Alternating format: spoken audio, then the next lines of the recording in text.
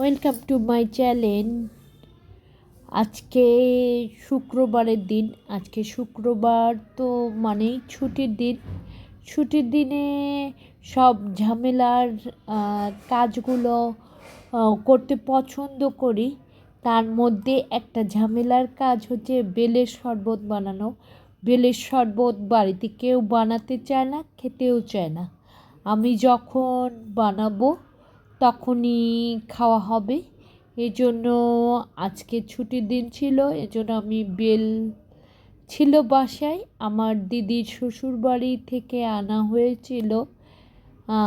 বেলটা রয়েছিল ফ্রিজে, এই বেলটা বের করে শরবত বানালাম।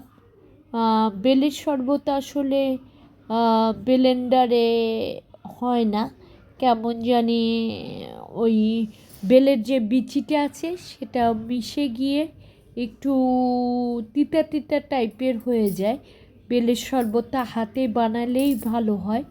হাতে বানিয়ে ছেঁকে নিলে, ছাঁকনি দিয়ে ছেঁকে নিলে, মোটা ছাঁকনি দিয়ে ছেঁকে নিলে সেই বেলের শরবতটা খেতে খুব সুস্বাদু লাগে, মিষ্টিও লাগে না।